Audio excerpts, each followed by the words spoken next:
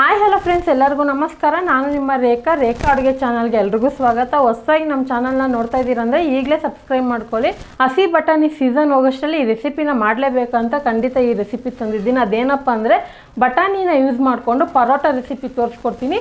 ಕೆಲವರು ಮಾಡಿರ್ತಾರೆ, ಕೆಲವರು ಡಿಫ್ರೆಂಟಾಗಿ ಟ್ರೈ ಮಾಡಬೇಕಂದ್ರೆ ಈ ರೆಸಿಪಿನ ಟ್ರೈ ಮಾಡಿ ನೋಡಿ. ತುಂಬಾ ಚೆನ್ನಾಗಿರುತ್ತೆ.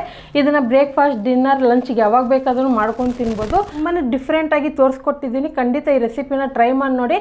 ಇವತ್ತಿನ ರೆಸಿಪಿ ನಿಮಗೆ ಇಷ್ಟ ಆಯ್ತು ಅಂದರೆ ಜಾಸ್ತಿ ಲೈಕ್ ಮಾಡಿ, ಶೇರ್ ಮಾಡಿ. ರೇಖಾ ಅಡುಗೆ ಚಾನಲ್ನ ಹೊಸದಾಗಿ ನೋಡ್ತಾ ಇದ್ದರೆ ಈಗಲೇ ಸಬ್ಸ್ಕ್ರೈಬ್ ಮಾಡ್ಕೊಳ್ಳಿ. ಇವಾಗ ಯಾವ ರೀತಿ ಮಾಡೋದಂತ ನೋಡೋಣ.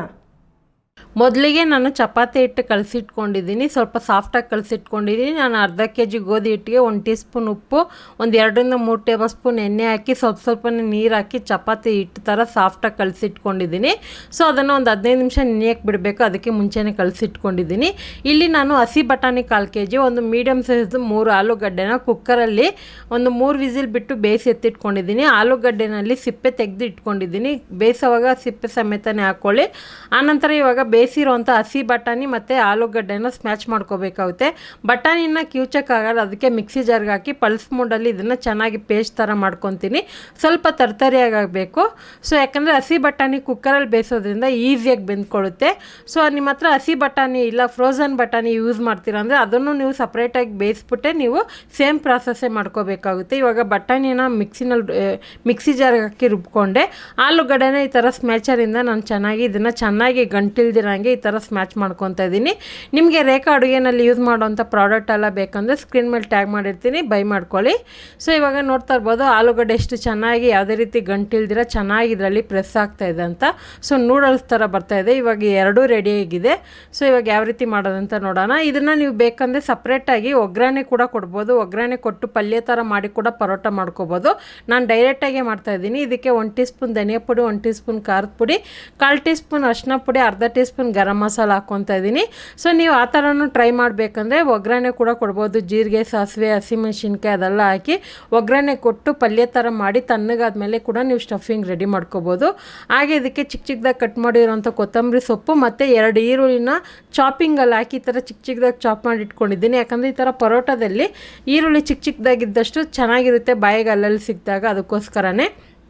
ಹಾಗೆ ರುಚಿಗೆ ತಕ್ಕಷ್ಟು ಉಪ್ಪು ಹಾಕ್ಕೊತಾ ಇದ್ದೀನಿ. ನಾನು ಬಟಾಣಿ ಆಲೂಗಡ್ಡೆ ಬೇಯಿಸೋವಾಗ ಉಪ್ಪು ಹಾಕಿಲ್ಲ. ಸೊ ನೀವೇನಾದರೂ ಬೈ ಚಾನ್ಸ್ ಗೊತ್ತಿಲ್ಲದಿರೋ ಉಪ್ಪು ಹಾಕಿದರೆ ಮತ್ತೆ ಇದನ್ನು ಮಿಕ್ಸ್ ಮಾಡೋವಾಗ ನೋಡ್ಕೊಂಡು ಹಾಕೊಳ್ಳಿ. ಯಾಕಂದರೆ ಜಾಸ್ತಿ ಆಯ್ತು ಅಂದ್ರೆ ಟೇಸ್ಟ್ ಚೆನ್ನಾಗಿ ಬರೋಲ್ಲ. ಇದನ್ನು ಚೆನ್ನಾಗಿ ಮಿಕ್ಸ್ ಮಾಡ್ಕೊಳ್ಳೋಣ. ನಿಮಗೆ ಇದರಲ್ಲಿ ಎಷ್ಟು ಬೇಕೋ ಅಷ್ಟು ಪರೋಟ ಮಾಡಿಕೊಂಡು ಉಳಿದಿರೋದಲ್ಲಿ ಬೋಂಡ ಥರನೂ ಮಾಡ್ಕೋಬೋದು, ಕಟ್ಲೆಟ್ ಥರ ಮಾಡ್ಕೋಬೋದು. ನಿಮ್ಗೆ ಯಾವ ಥರ ಬೇಕು ಆ ಥರ ಇದನ್ನು ಮಾಡಿ ನೀವು ಹೆಂಗೆ ಬೇಕೋ ಹಂಗೆ ಇದನ್ನು ನೀವು ಸರ್ವ್ ಮಾಡ್ಕೋಬೋದು. ನಿಮಗೆ ಆಪ್ಷನ್ ಹೇಳ್ತಾ ಇದ್ದೀನಿ, ಕಟ್ಲೆಟು, ಸಮೋಸ ಥರ, ಬೋಂಡ ಥರ ಯಾವ ಥರ ಆದರೂ ಮಾಡ್ಕೋಬೋದು. ಆದರೆ ನಿಮಗೆ ಪರೋಟ ಇಲ್ಲಿ ತೋರಿಸ್ಕೊಡ್ತಾ ಇದ್ದೀನಿ. ಸೊ ಇವಾಗ ಆಲ್ಮೋಸ್ಟ್ ಸ್ಟಫಿಂಗ್ ರೆಡಿ ಆಗಿದೆ. ಇದನ್ನು ನಿಮಗೆ ಯಾವ ಸೈಜಿಗೆ ಬೇಕೋ ಆ ಸೈಜ್ಗೆ ಉಂಡೆ ಕಟ್ಟಿಟ್ಕೊಳ್ಳಿ. ನಾನಿಲ್ಲಿ ಸ್ವಲ್ಪ ದೊಡ್ಡ ಸೈಜೇ ಮಾಡ್ತಾಯಿದ್ದೀನಿ.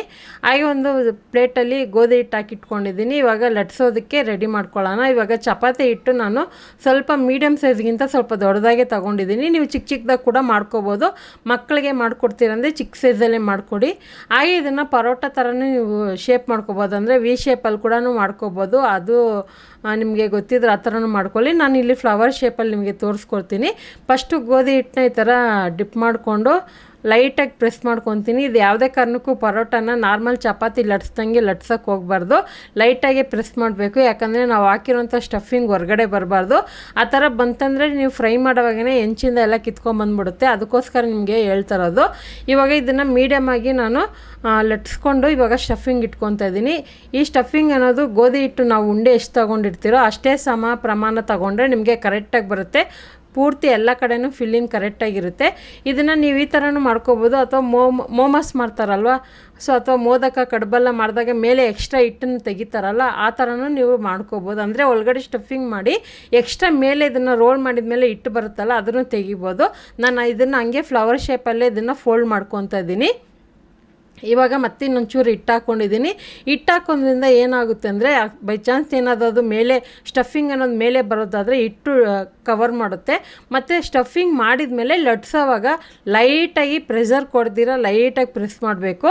ಮತ್ತು ಎಲ್ಲ ಕಡೆನೂ ಒಂದೇ ಶೇಪ್ ಬರೋ ಥರನೇ ಲಟ್ಟಿಸ್ಕೊಳ್ಳಿ. ಒಂದು ಕಡೆ ದೊಡ್ಡದು ಒಂದು ಕಡೆ ಚಿಕ್ಕದು ಮಾಡೋಕ್ಕೆ ಹೋಗಬೇಡಿ.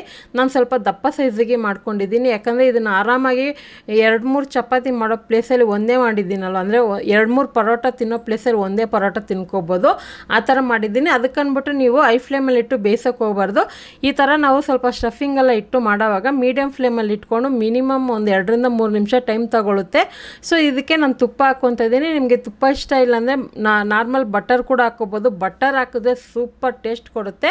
ಹಾಗೆ ನಾನು ಇಲ್ಲಿ ನಾರ್ಮಲ್ ಎಣ್ಣೆನೇ ಹಾಕ್ಕೊತಾ ಇದ್ದೀನಿ. ನಿಮ್ಗೆ ಆಪ್ಷನ್ ಆಗಿ ತೋರಿಸ್ತಾ ಇದ್ದೀನಿ, ಎಣ್ಣೆ ತುಪ್ಪ ಎರಡೂ ಹಾಕ್ಕೋಬೋದು.